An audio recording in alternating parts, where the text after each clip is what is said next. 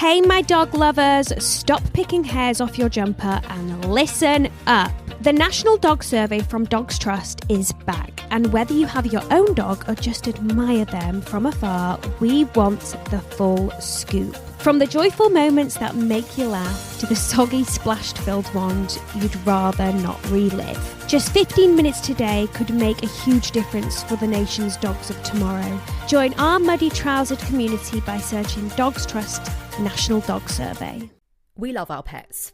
They're our best friends as we navigate life's ups and downs with a wag or a purr just when we need it. The Royal Veterinary College is there for our pets, home to Europe's largest small animal referrals hospital, with over 200 specialists providing expert care 24 hours a day, 365 days a year. The bond between a pet and their person is worth fighting for, and that's the belief that inspired the RVC Memory Tree, a beautiful handmade sculpture standing in the heart of the RVC Small Animal Referrals Hospital, adorned with gold, silver and copper leaves, each one engraved with the name of a beloved pet, and each one funding the extraordinary work happening there every day. For just £10 a month, you can dedicate a leaf in the name of your pet, celebrating your pet's life, whilst also helping to fund life-saving treatment and care for animals in need. Visit rvcact.com/memory tree to dedicate a leaf today and let your pet's memory live on.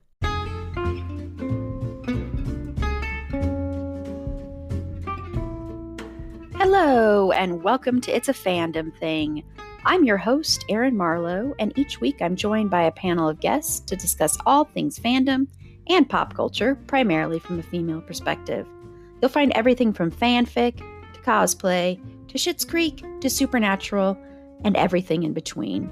So put on your favorite piece of fandom merch, set aside that fanfic that you're writing about your OTP, and sit back and enjoy this week's episode.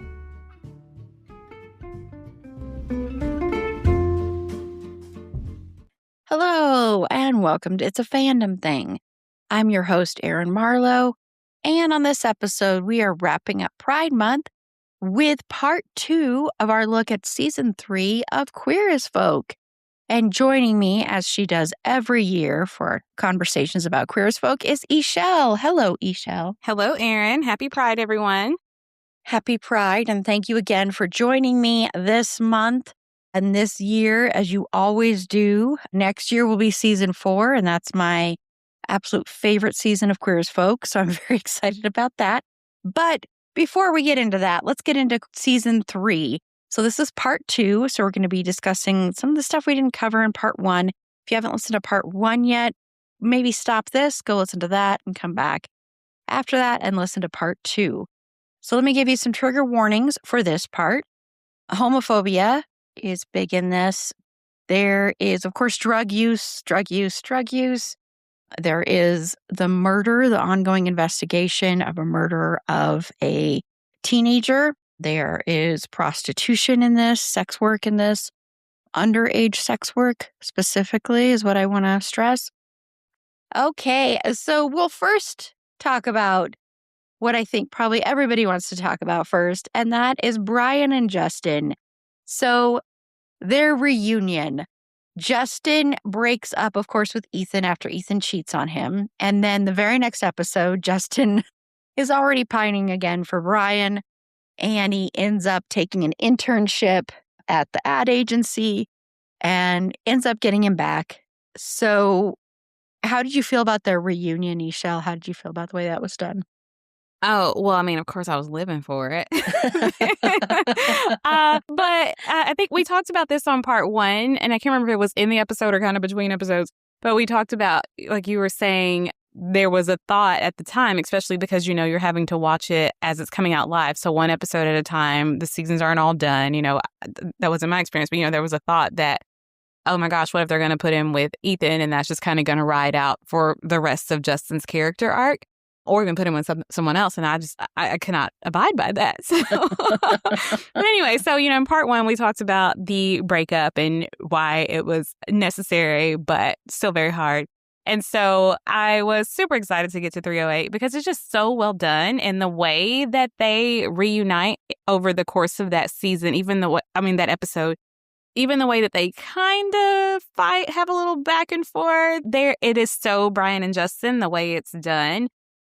Because, like you said, Justin is like, all right, I want my man back. And to me, it makes sense. He never really, he always loved Brian and he wanted to be with Brian, but Brian wasn't willing to give him what he was wanting at the time, and definitely not in the ways that he needed to see it. And so he does this thing with Ethan, and I think it is sometimes you do have to maybe try another flavor to be like, no, I really like the one that I had first. You know, he could have done it in a different way. And some people don't need that experience, but Justin had that experience. And so he's like, I definitely want my man back. And so it works out that he gets this internship and he's going and he's working at Vanguard. And they're just kind of like the whole episode, they're boiling to this point because Justin is like, I'm here and I'm leaving with him, but Brian's being all hard to get. And so I love the scene where really every scene with the two of them, I love it in this, in 308 specifically I'm talking about. And when they're having that conversation and this like, it's about work, but it's not about work, you know? But Brian's not a person who necessarily has a conversation head on, you know, you've got to kind of backdoor this conversation. And he wants to have this conversation with Justin too, because he could have just left and not do it. And so, you know, like, oh, he's showing up because he wants to have this conversation as well. And so, you know, they kind of just lay the things out there, you know. Justin is feeling like Brian didn't fight for him. Brian's like, okay, well, but yeah, if you wanted to stay, you could have stayed. And Justin's like, well, you didn't make it clear that you wanted me to stay. And so they're having this back and forth that is so beautifully done. And I can go deeper into it, but I won't because we've got to move on. We're supposed to be talking about other things. I mean, I can't just focus all on 308. Although one day we're going to have to like turn the lights back on at Liberty Diner Dish, our former podcast. Our former Queer as Folk podcast, or like we'll just have to do an episode 1 year, Erin, that's just like we do a 2-parter of the Brian and Justin relationship, like seasons 1, 2, and 3, and then 4 and 5 or whatever. But okay, I'm gonna move on. So skipping a whole lot. I love their reunion. I love that they come back together. And I will say this quickly. Initially, it did on my first watch. I have since learned way more about life and love and relationships and commitment and all that stuff. But my first watch, you know, they get back together in 308. We get the beautiful scene of them dancing at Babylon, you know, the greatest reunification since Germany, I think it was, to quote Ben. And then like we see them in bed together, and then somebody knocks on the door and Justin's like, oh, okay, well, I guess that's the next guy tagging in, you know. And so it's like, wait a minute, what did we learn? But what we learned is that was never the problem. It was, you know, they had this other foundational issue. So, but anyway, getting back on track. I love that we see them get back together because I love their relationship, but it's not just to indulge in that and just see them having a bunch of sex and dancing at Babylon. Like, it's not just that they are showing us. That is very much a part of their relationship. But I love that we get to see them come together to like take down the Stockwell of it all and to really fight back.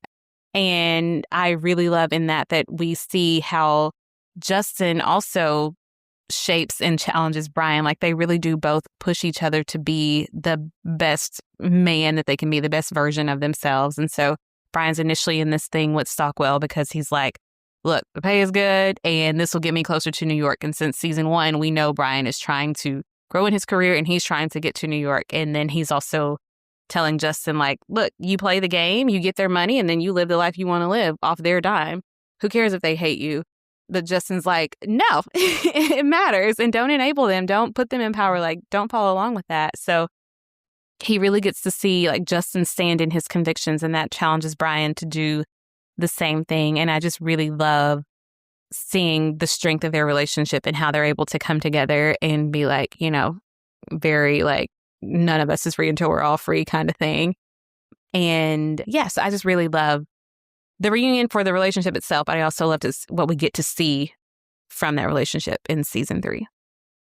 Yeah. I mean, I remember watching this live and when 308 happened, and oh my gosh, the scene when they get back together and that love scene and that sex scene, and that it's probably my favorite sex scene between the two of them. And I think it's because Brian showed a little bit of vulnerability. they were honest without actually like they were kind of like skirting around the issue and saying different like words. I don't want to say skirting around, but they were kind of like using analogies, I'll say. But I love the way it's shot. I just love that scene so much. And I remember watching this live, and I love the whole episode. I think there are some cute moments. I love when they're at Babylon and this song is playing and Justin's like, don't you just love this song? And Brian's like, it fills the void. And it's just so funny. Justin's just trying everything. And I just love it because it's like witty banter, really. And I think it's adorable. And when it was during that time, I really honestly believed they were not going to get these two back together so quickly. So it felt like made me really happy. It didn't feel unnatural either. And I also love their scene after Justin suggests the client the color orange, which I'm sorry, I'm not a fan of that color. But when he's talking about that, and then Brian is like, you're fired. You're not going to be here anymore. And they're having that conversation, and it's this argument, but there are so many layers of sexual tension there. And when Justin goes to leave and Brian's hand goes on his waist, and just the way that's shot, and him saying, that's just like you, just go ahead and just run, just walk away. And, telling him, why don't you just, stand up for yourself for once. And then him kissing Brian in that moment. That was like, I loved that moment so much because it was like a moment of, I'm going to get him to shut up. And he really, really got Brian to shut up. And I think because of that moment, we got the reunion we got. I really do. I think that is the moment that kind of sealed it. And I love it. I, too, could do a whole episode just talking about that episode. That's probably my favorite. That's my favorite episode in season 3 for sure. I just love everything about it. And I love that, we're going to talk about working together to take down Stockwell in a second. But I love that there's never anything like this might break up their relationship with that. And I appreciated that too. So it's more like they are together. They're really together. And I think it makes sense that they go back to the way things were, but there's still some changes there, I think. There's still a different level. I think there's a different level with them now of like being on the same page, but also being on the same level as far as like, I think Brian had always kind of been the one, not in control, but like he's older. So he's the one that's more, I don't know, wise and knowledgeable and kind of has a little bit more say in the relationship. Sometimes I think that's the way it could maybe read. And so now I think they're really on even footing at this point. So I love it. Yeah. Okay. So of course, Brian had been working to help elect Stockwell as the next mayor, and Stockwell is a homophobic asshole and likely covered up a murder and helped cover up a murder as well of a teenager. And so eventually, though, Brian ends up working with Justin because Justin has been making these art posters and hanging them around town, posters where he has designed it where Stockwell resembles Hitler and a couple of other things. And also Stockwell's working to close down things. This is also, we'll talk more about it when we talk about Ted's drug addiction, what kind of precedes that when Ted loses his business. But Stockwell's working on, shutting down all the baths, shutting down like the back room in Babylon gets shut down. So eventually, though, Brian ends up working with Justin to help like stage like moments of being able to attack Stockwell, work against Stockwell. And then it even leads to Brian basically like selling almost everything he owns to put together these ads to take down Stockwell. So Stockwell ends up losing in the end.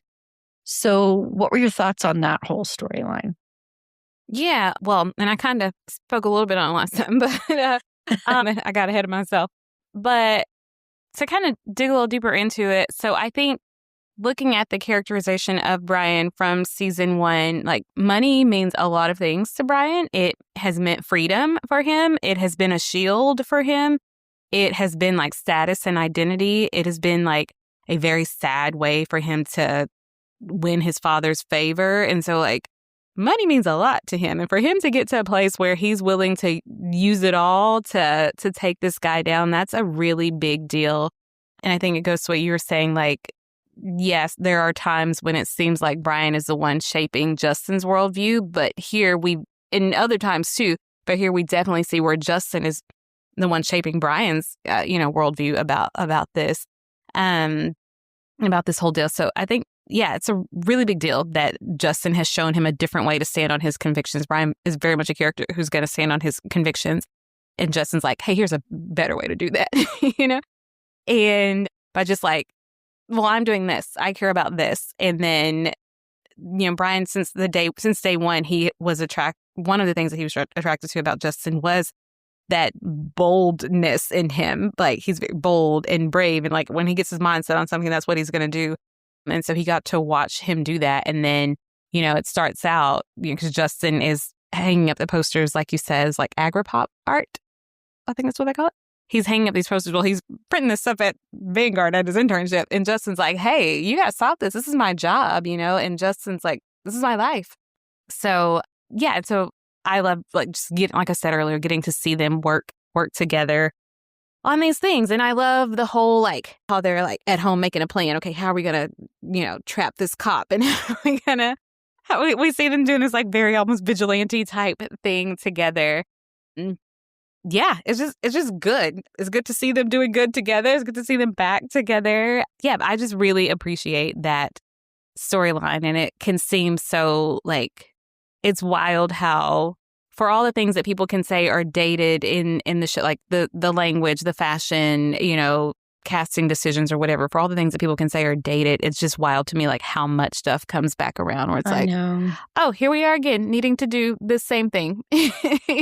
So I do have a lot of love for that storyline with those two characters. I love that they are victorious at the end and we get this beautiful embrace from them. And Justin is like, you've lost everything. And Brian looks at him and he's like, no, not everything. And it's just beautiful. And then they dance in the street. So I'll leave it there. It is absolutely heartbreaking how everything comes around again. Because, there's the whole, when Vic is talking about, on the election night, and Vic's like, I've survived Nixon, I've survived Reagan, survived 2 Bushes. We can survive this. And of course, when this was first out, George W. Bush was president at the time. And now we've got Trump. And I want everybody to remember, because people like to romanticize these other people now with Trump. Those people, we would not have Trump without them. Okay, every issue we have in this country, almost everything you can trace back to Reagan. So our student loan crisis, Reagan. I'm not going to get into that whole thing because I'll be talking forever about that. But people need to remember that Reagan was an awful, horrible, horrible human being. Both Bushes were horrible. So just because they played the political game better doesn't mean they were any better than Trump. So just getting that out there, because people like to romanticize them now, especially George W. Bush. It's really annoying. But anyway, sorry, getting back to this. So I think at the time, especially when you had George W. Bush in the White House, having a storyline like this where Stockwell loses was, I think, an act of, I think that was very purposeful, of giving some joy to a community that probably was struggling with that at the time, with who was in power. And I think that's why art is so important, because it can help you kind of have the will to survive, or, have some bright spots, or give you encouragement to keep fighting. And I think that's why the storyline was so important. And it's still important to this day.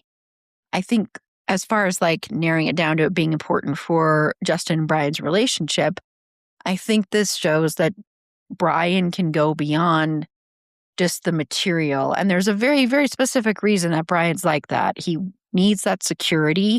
He needs to feel secure in his life. He comes from a horrible background, from a horrible home life. So he needs to have that security. And so it makes sense that money and that's very important to him. But I think he's learning that there's other things that are more important to him. And this is that step. And I really, truly believe he would have never done this without Justin. Never. This was Justin. This was who helped to compel him to do this. This is who gave him courage and bravery.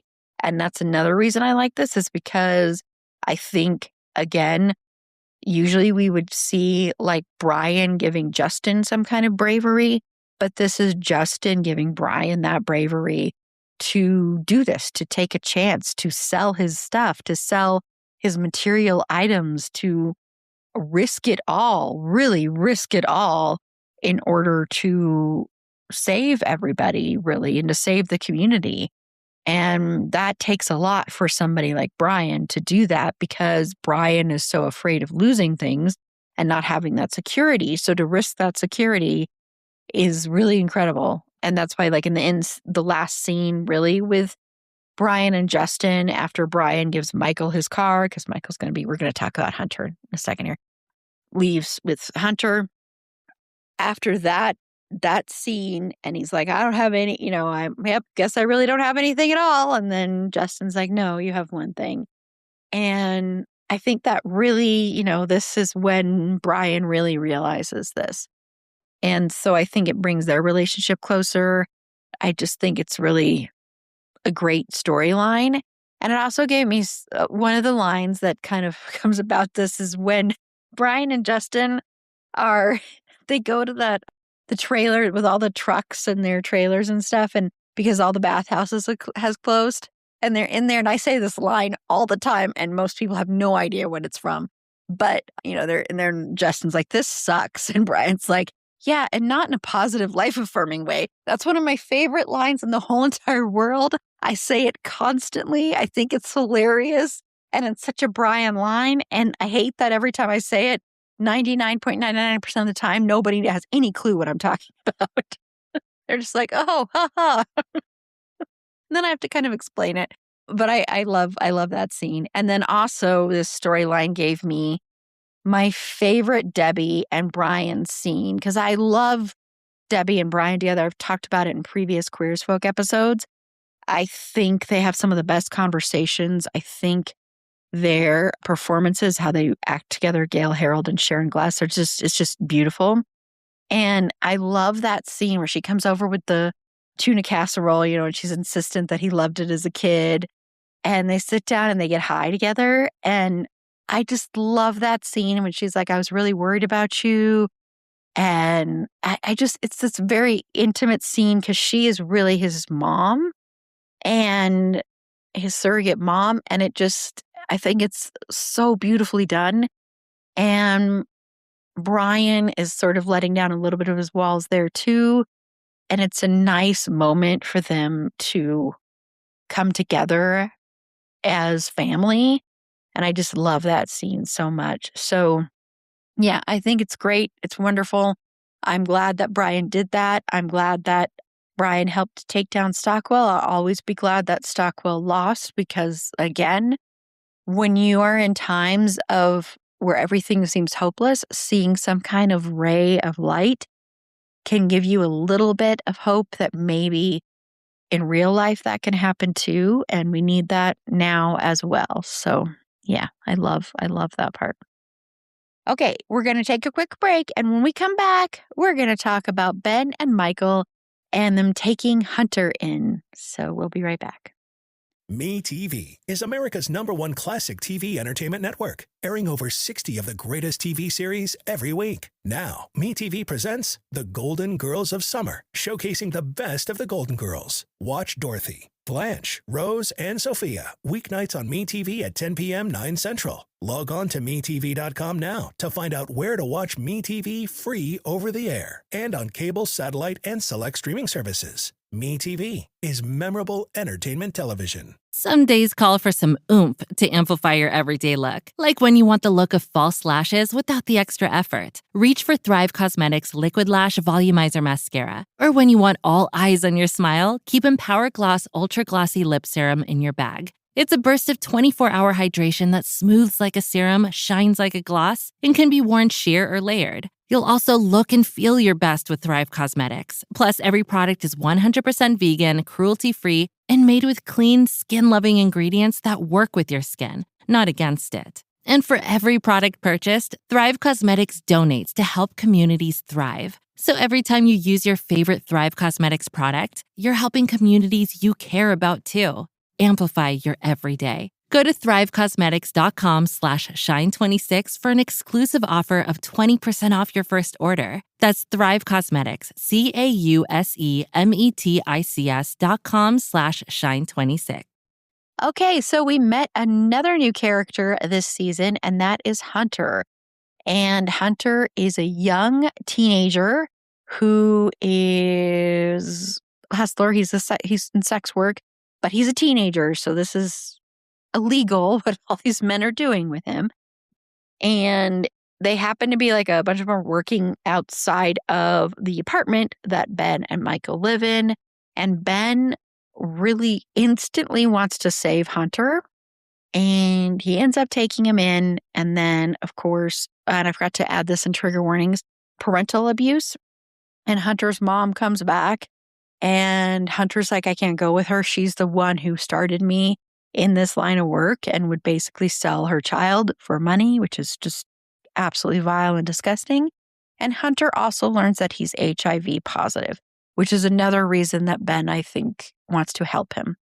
So what are your thoughts on the addition of Hunter and Ben and Michael in that whole storyline? Yeah, I like the addition of Hunter. I wasn't really sure what they were going to do with that character when they first brought him in, but I do like the addition of Hunter. And I think it was because weren't the guys who were then working outside of Ben and Michael's place, they had been somewhere else, but because of all this Stockwell stuff, all this government police state junk going on, they kind of had to move around. So it's again, you get to see how that's kind of affecting everything that is happening in all the characters' lives. At first, I'm like, who's this little mouthy sucker? With Hunter. And one of my favorite things, Michael doesn't make me too happy too many times in these episodes, but when this is after they're trying to, find this dirty cop or whatever. Well, if you want to find a dirty cop, just call the police station. It doesn't matter who answers. But anyway, they're trying to find a specific dirty cop, I should say. And so they try to have Justin go and pick this guy up, but it doesn't work out. And so Hunter does it. And Brian takes him home to mom and dad, home to Michael and Ben. And Michael's like, you bleeped out murderer? It's just this wild scene happening in this room. But that is one of my favorite bits from Michael in this whole season. I like the follow-up, though, to that story. Yes, he's like, well, I used a condom. At least your sex talk worked, Brian. Yeah, at least your sex talk worked, yeah. Yeah, I mean, the whole scene is wild. And then Hunter's all into Brian, and Michael's like, he's got a boyfriend. He's like, well, yeah, in a non-defined, unconventional sort of way. Just a wild scene, the whole thing. But yes, so I like Hunter. And then when you find out more about his story, you're like, oh, okay, this is why you have this hardened kid. But really, at the end of it, this is a kid still, And like you said, Erin, his mom kind of put him into this and then eventually kind of broke out from his mom. But this is still the only life he knows and the only way he can take care of himself right now. And unfortunately, through this is how he contracted HIV. And so I love that Ben finds him and instantly takes, a liking to this kid and is instantly attached to him. And at first, Hunter reads that all wrong. And he's thinking, oh, you're trying to pick me up for to turn a trick or whatever. Because then it just shows he is not used to anyone extending him a kindness anymore. Hunter is not, and so that's a very sad thing. But I love this for Ben and for Michael, this journey for them. And at first, Michael's very resistant. He's very we don't know him. That's not our responsibility. We don't need to get involved. Let's leave this alone. But then to kind of see how he softens, and at the end, he's the one who's like, I'm going to rescue you from your mom. Let's go. Brian, give us the car keys. We're going to go. Because he doesn't want his mom to get Hunter back. I think it's a beautiful addition to their storyline. And to see the little unconventional family that they form, Michael, Ben, and Hunter. And yeah, I think that's what I got to say on Hunter, the Hunter of it all for at least for season 3. When I first saw this storyline, I was very like, oh, I don't know. It's kind of like that thing where like, I know this is a very different way of presenting it, but it's like that thing that shows do where like, the family sitcoms where all of a sudden the mom gets pregnant again, that kind of thing they bring in, and it's also been associated with, jump the shark kind of moments. And I kind of was, when this first happened, I was like, because I will be honest, I really didn't really like Hunter. I didn't like the character. I didn't like the performance as much. And so I wasn't as big into this character coming on. The more I watch this season, though, the more I grow to love it and appreciate it. And I really appreciate, especially when the first half of the season, we spent so much time watching Ben with his steroid addiction. I appreciated watching Ben with this paternal instincts. And I thought that was such a sweet storyline. And I still love his line about like, but Michael, it's Christmas. Where's your Christmas spirit? And it's like, it's not Christmas. I love that, though. I love that so much. And I love that it isn't this instant thing where they both want to take Hunter in. I like that it is something that they have to discuss. It's something that Michael is very, very hesitant about. And I think there's a good reason to be hesitant about it, frankly. Taking in somebody that you don't know what they're going to do, you don't know who they are. Also, you are two gay men taking in a young teenager that can lead to a world of trouble for you, sadly. And so I think there's a lot of reason to be hesitant about it. But I really like a lot of where this goes in later seasons. And I really appreciated it more and more. And I appreciate the storyline more the more I watch it, especially because I think it actually is another chance for Michael to break out of the Brian bubble of youth and to be more of an adult. And you see that more with Hunter. And I really love that Michael goes on the run with Hunter. It's totally like ridiculous because, oh my God, the amount of trouble he got into. But I love it because it was Michael doing it. And I think that shows that Michael is finally like, yep, I think we should do this, Ben. And I really, really appreciated that. I thought that was great. So yeah, I like the storyline. It took me a couple of times watching it to like it, but I like it. Yeah. Yeah, I can say same. First go round when I was binging, I did not like Hunter either. Definitely not in season 3. But now, like, he's just part of the crew to me. Yeah, exactly. Yeah. Okay, so now it's time to turn to Ted and Emmett and Ted's drug addiction. So because of Horvath, and also because someone was faking how old they were, Ted's business gets shut down. And this sends Ted into a tailspin. He's depressed. He ends up hurting himself. He's losing money. This is someone who always has, he's an accountant, or that's what he was when the show started. And he's very, very, very, he always is keeping track of his money. He is very, aware of that. He's very financially stable, and now he's not.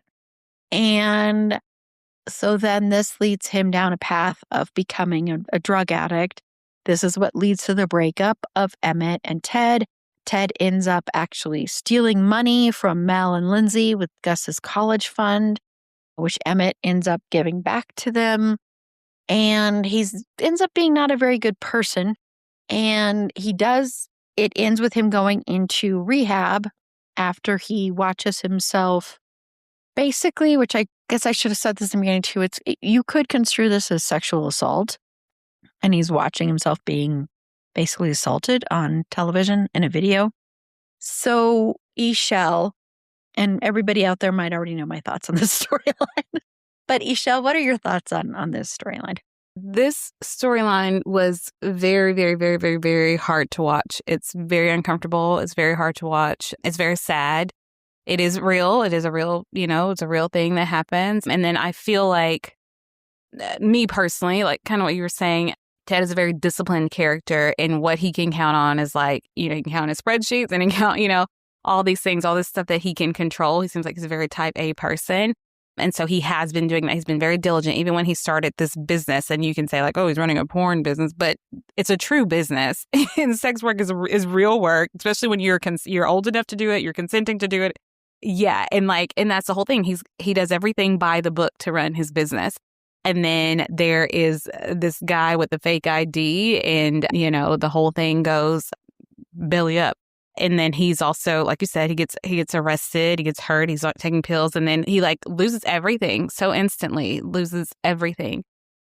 And Ted can lean toward depression, and he does not carry depression well. And so he's got this back injury, so he's taking these pills. Well, they're pretty heavy, and he's hitting them pretty hard, and he's also mixing them with alcohol, and but he's still not quite at rock bottom. He's going to go try and work at the Big Q. He's going to go try to be a waitress. He's going to, a server. He's going to do all these things, to try to all right, well, I can still, get some kind of income, and just getting humiliated and all these things.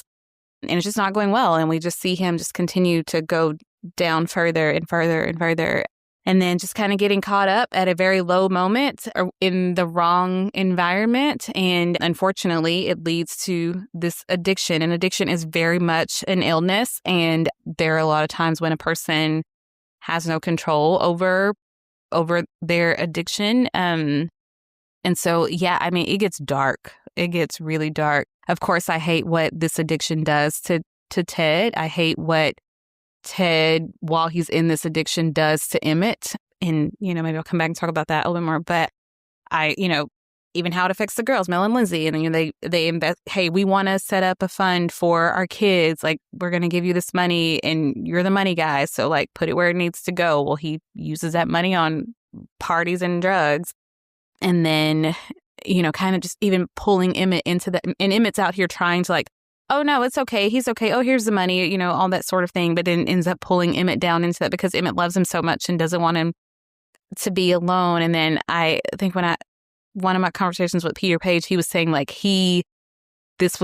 he had a relationship that was like this. He had a partner who was an addict, and he was it was just so hard to relive that, as a character in this show. So yeah, it was just hard. It was hard to watch it. And it's one of those things here where, again, I know why it's in the show, but I don't like it. I don't like this storyline. I know why it's here. And it, of course, things like this usually will set up a redemption or a recovery or, something like that. But yeah, it's just rough to watch him go all the way down. And then unfortunately, that's just so awful and so heartbreaking, the whole journey, but definitely when he's watching himself there on screen and he's clearly out of it. And then he's all right, that's about as low as I'm going to go with this. And so, checks himself into rehab. So I am glad that we get to see that at the end of the season. Because that's on everyone's journey with addiction. So yeah, nothing bubbly to say about that, but yeah. Yeah, I will preface this by saying I have known addicts. This is a very real disease. Addiction is a disease. I know it happens a lot. It makes sense on paper, sort of why they would do this. I understand that. I do. All of that. I totally get it. And I get the choice of having it be Ted from a storyline purpose. I understand that. But I hate this storyline so much. I hate it so much. It is my least favorite part of this season. I have a real hard time rewatching it. A lot of times I have to mute it whenever it's these scenes. It's very, and I don't know if it's personally triggering. It could be something personally that's triggering for me. That very much could be what it is. But I have a very hard time with this storyline. It makes me very, very feel almost disgusted, sick, nauseous. What Emmett gets put through in this storyline is holy crap. And I can't imagine for Peter Page with his own experience, drawing on that or using that or what that might have brought up for him. And I know this is very real. I do want to stress that I understand why this happens. I just hate it. I just don't like this storyline. I really wish it hadn't happened, but I get it. I do get it. It's just, I don't know. I think there's something about it that maybe I don't quite know yet what it is, or I'm not quite ready to unpack, that makes me so uncomfortable And, the scene when Ted is watching himself be assaulted, basically, I mean, that's what's happening, is very hard to watch, very painful. And, Ted becomes a different person through this, which makes sense. But I do want to say, even though I'm not a fan of this storyline, like at all, I think Scott Lowell and Peter Page are fantastic. I think they do an incredible job. I think both of their performances are amazing. I think because also I want to say, you could really, really make the case that Ted really violates Emmett physically. And that scene, I cannot watch that scene. I have to fast forward that scene. But the scene, though, when Emmett throws, because Emmett is like becoming a success at this time. Emmett is starting his own catering business, his own party planning business. It's perfect for Emmett. And Emmett has become a success. And he throws a party, crystal themed, of course, for Ted and his friends. And that whole scene, watching that, is so incredibly painful to watch Emmett and the way Emmett is abused and talked down to and basically like treated like, what it feels like to me is basically Ted is treating him like the trash that Emmett grew up thinking he was. And it's heartbreaking to me. It makes sense that Emmett is so defensive of Ted because when you love someone so much and they're in the throes of addiction, it's very easy to make excuses for that and to be like, oh, well, no, it's fine. And to cover up like with depositing that money again, which of course Mel and Lindsay know how that happened. I think Mel is the classic case of the tough love thing, which I have my issues with tough love, but it makes sense that she would get that angry because that's their child's savings that Ted blew. And once again, addiction is a disease. It's an illness. And so I understand why they did this storyline. And like I said, I think the performances are fantastic. It also ends up bringing Blake back, which, spoilers, that's who I shipped Ted with. That's what I love Ted. I love Blake when Blake comes back. Blake, though, was really hard in season 1. Blake was not a likable character. He was basically where Ted is when Ted checks himself into rehab in a lot of respects. So while I think the performances are good, while it is a believable storyline, at the same time, I hate it and I wish it didn't exist. This was what I was dreading this season, was rewatching this. I was like, oh no, we're at that episode where he goes to that grimy motel. No. Yeah, because it's just so, and I think part of that is why, because the performances are so good and so believable. I think that adds to why it's just so incredibly uncomfortable to watch it. Yeah, because you can feel how much Emmett loves him and is like, I can pull him out of this. And this is, he's just going through some hard things right now. He can bounce back from this easily. And so, yeah, you understand why Emmett sticks around. And then Ted, you're like, okay, I know addiction is addiction. And so you're like trying to hang. But yeah, it is incredibly uncomfortable, very hard to watch. As much as I love season 3, then I have to remember like, oh yeah, that's the one with the Ted addiction. So yeah, it puts a little asterisk by it. Yeah. It's very, it's very difficult to watch. I do want to say something to clarify. In part 1, I said Ted's downfall, and I don't mean to sound like him not being a good character anymore or anything like that. I just mean more like his downward spiral into addiction and stuff. So I just want to clarify that because I kind of don't like the way I worded that. So I apologize if that like really bothered anybody. I haven't heard from anybody, but I'm just saying I apologize if it did. I think my big thing was just talking about, his downward spiral into addiction. Anyway, like I said before, I really do believe they would have gone the distance and maybe even gotten married if it wasn't for this, Ted and Emmett. And I think it'll be interesting when we talk about season 4 to talk about Emmett and Ted's relationship and Emmett's journey after this too. And in case people don't know, yes, I love Brian. Brian is like the character that I think is the most interesting, most fascinating character on this show. But the character that I would always want to be friends with and the character that I just adore and want to protect at all costs is Emmett. And so I think that's the other hard thing for me is watching Emmett go through this is so difficult because I love Emmett so damn much. I love him. I adore him. And I want to protect him from all harm. So it's very hard watching him go through that. So yeah. Okay, we're going to take another break. And when we come back, we're going to wrap up our discussion of part 2 with looking at Debbie and Vic's romantic lives. Yes, Vic finds someone in season 3. So we'll be right back. Okay, so let's talk about love with Debbie and Vic. So, of course, Debbie had been dating Horvath.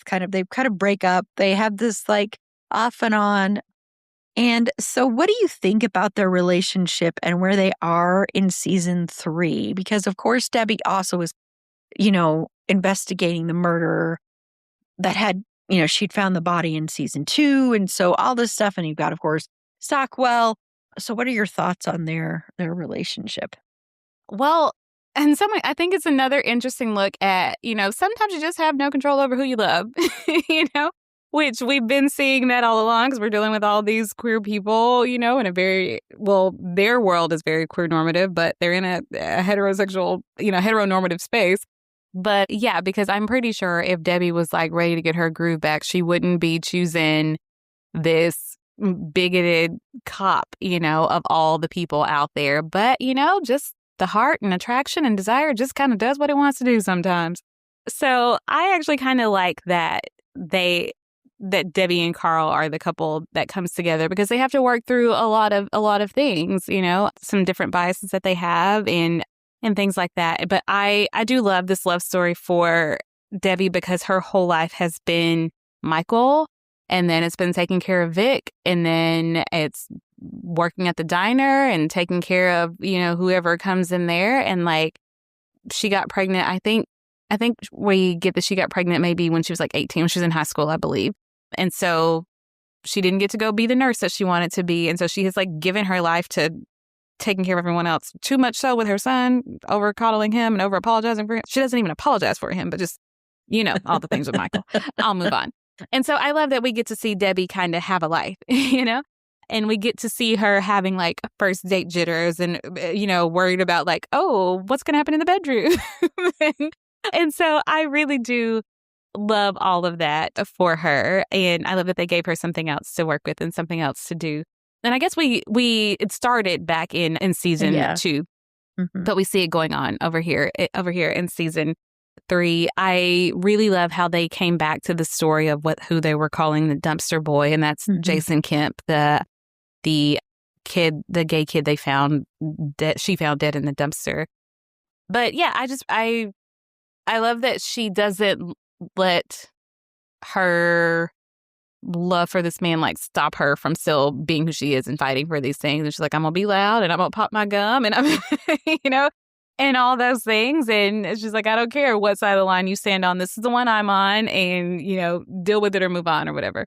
But just all in all, I do love to see the love story for Debbie. And I like the change that we see in Carl, in that we, he's not too old to learn new things and to be better, to do better and be better. So yeah, I'm a fan of Debbie and Carl. I'm very mixed because of the fact that Carl is a cop. I wish he wasn't a cop because there's the propaganda aspect of it, and I don't like that part. I think if Carl had been someone else, it would be a little bit easier. But I want Debbie to have somebody and to have a relationship, and I'm glad they finally gave her one because you're right. Her whole world revolves around Michael and Vic, and especially Michael above all. Even though she's been taking care of Vic and everything, it still revolves a lot around Michael, and she has no life of her own. She's very almost codependent. And so I like seeing her break out of that. I like her having a sex life. I do think it's adorable when Ted and Emmett are giving her like sex tips and blowjob tips and stuff. I think that I love that scene. And it is actually pretty typical in a hetero world that the man would slut shame her, basically. I mean, that makes sense, sadly. And so I liked that. I mean, it was interesting watching her trying to lose weight, her body, trying to feel more confident in her looks and her body and everything like that. And I loved that, exploring that. It's just, I wish it wasn't with a cop. And I mean, yes, I understand how that kind of came about, but still, I wish it wasn't with a cop. I wish it was just with some guy she met, some old guy. I don't know, like, I don't know why I don't know, like maybe it could have been like a father of somebody that comes in there a lot, comes into Liberty Diner or something like that. Would have been more interesting to me. It's just hard because of because propaganda stuff. But at the same time, I'm glad that they gave her this story. I'll always be glad they gave her this story and the ups and downs with them. I think it's interesting to follow. And it's interesting to watch her be vulnerable and be open to having a romantic relationship, because I think she's been so scared of that for so long. So I liked that aspect of it, but I just wish it wasn't a cop. But they do actually have really good chemistry, I want to say.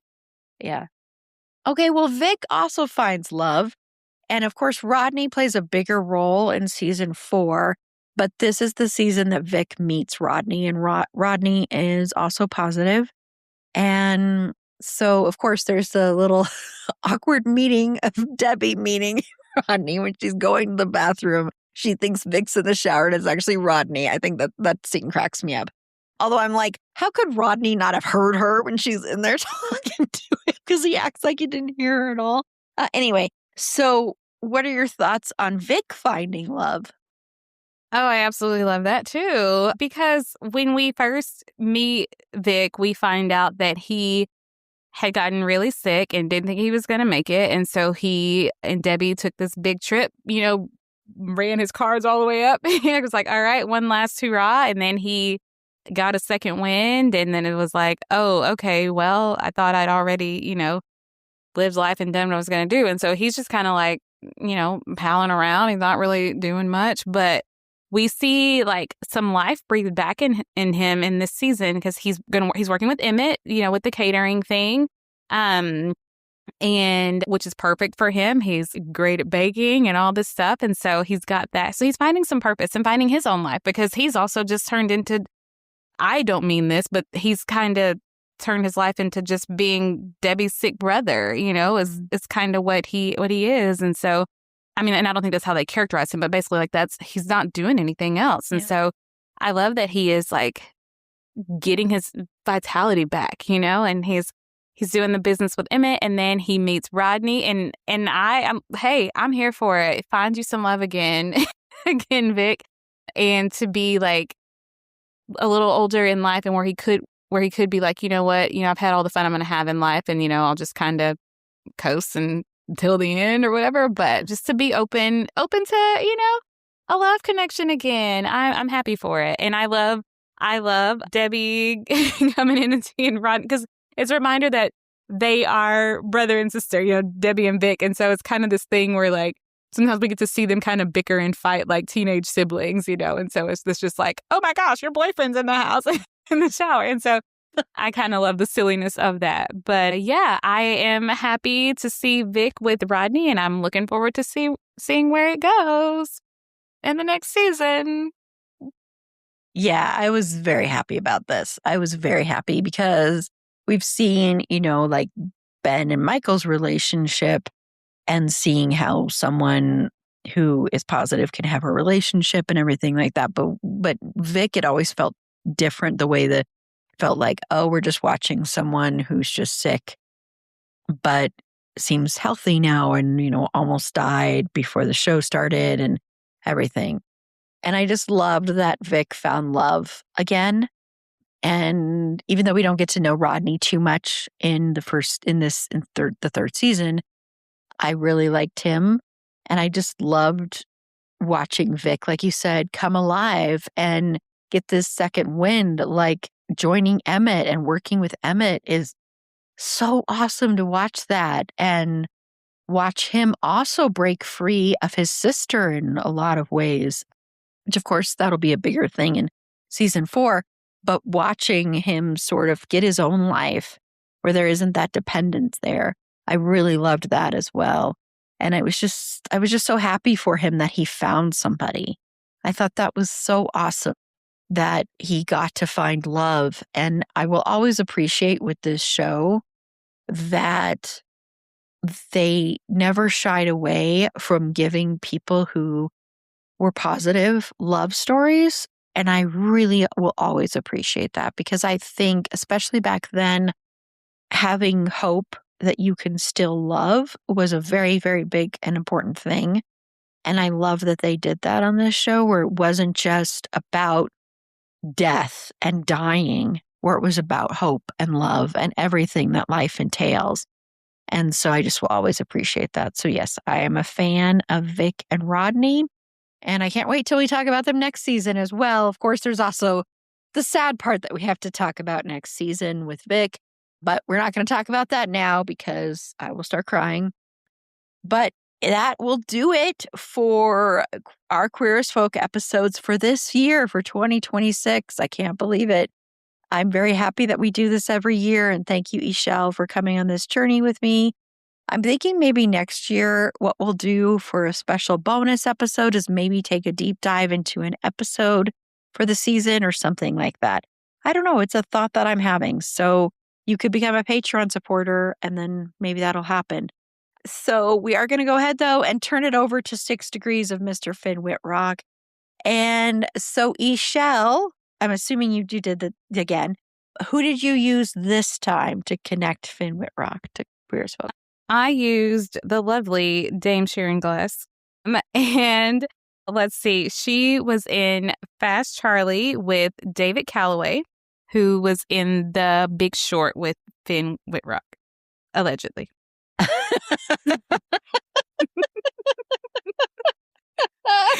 Allegedly. Because I still don't know who this person is. So, allegedly.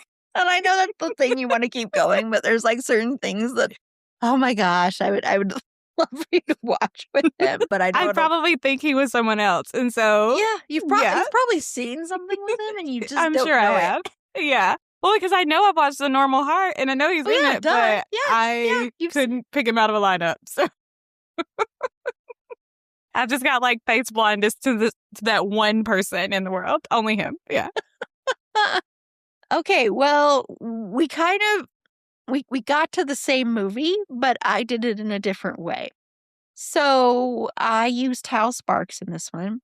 And Hal Sparks used to do the show that I used to love, the VH1. I love the 80s and 90s and, you know, all those things.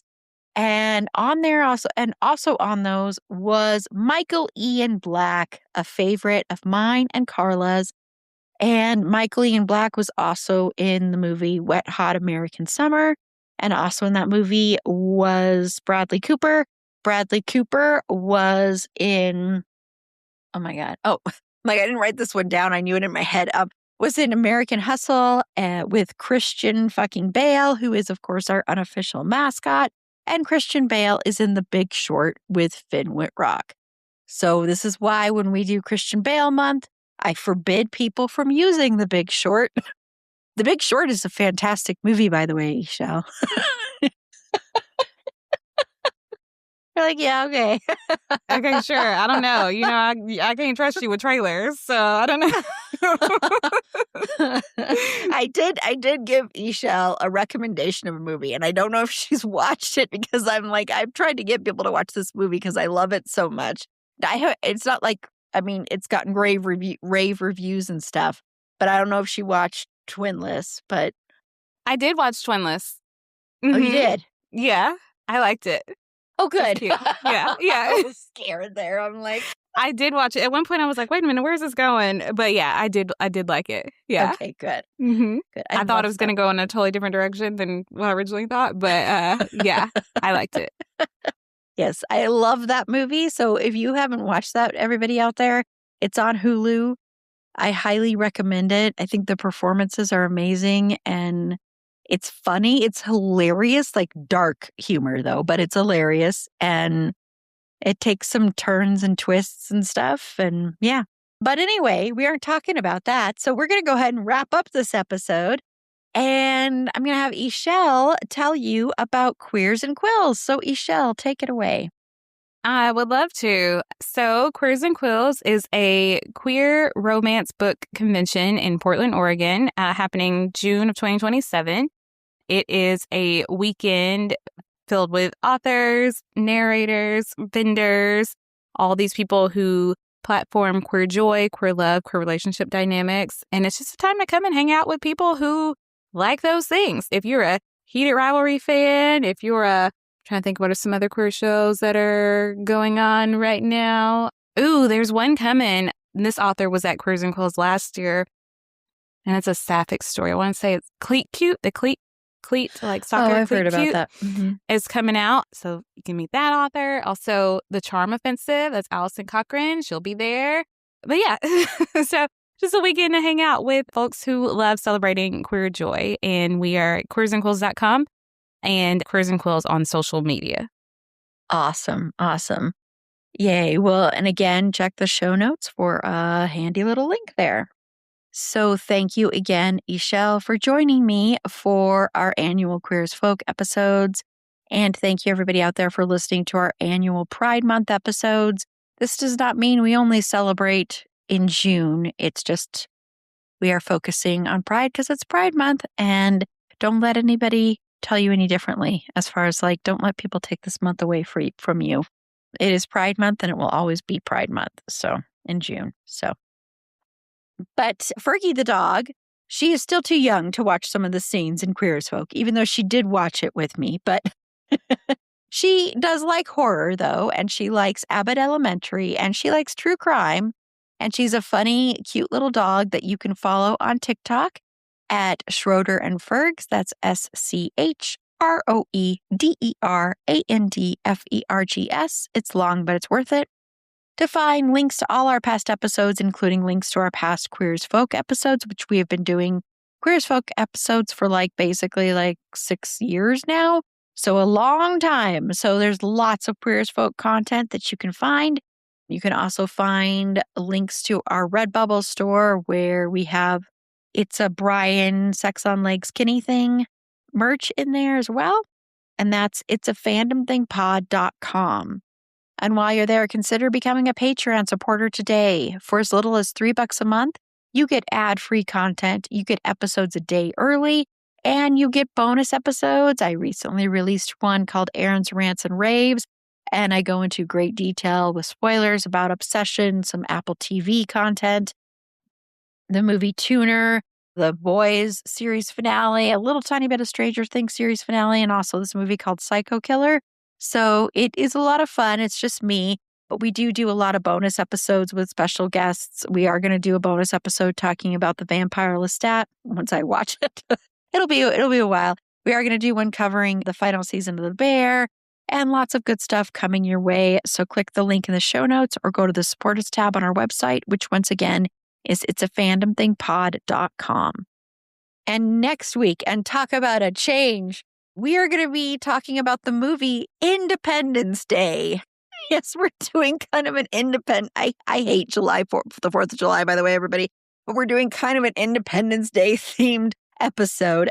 And this will be a first time watch for me. I have never seen Independence Day. I know the lines that everybody quotes, but I've never seen it because, quite frankly, I've never wanted to see it. But I decided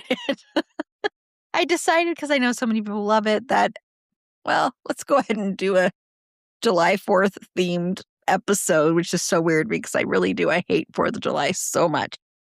But then we're also going to be talking about Top Gun the next week after that. We're going to be actually talking about, for July, lots of Tom Cruise content, which I know everybody's like, what?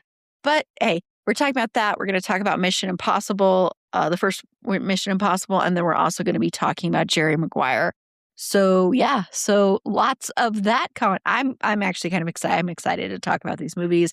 I don't know how I'm going to feel about Independence Day, but you will find out along with Carla and Kim. Tiff will be telling me her thoughts. She was supposed to be on, but something came up and she's not able to be on. But you'll be able to hear, along with Carla and Kim, how I feel about Independence Day. remember, I can't help it if I end up not liking it. I kind of am already kind of predisposed to, I feel like I'm not going to like this movie. But hey, I like Mission Impossible, but I don't know why that would play into this, but whatever. We shall see. So until next time, remember, it's a fandom thing. Black Lives Matter, stop Asian hate, and free Palestine.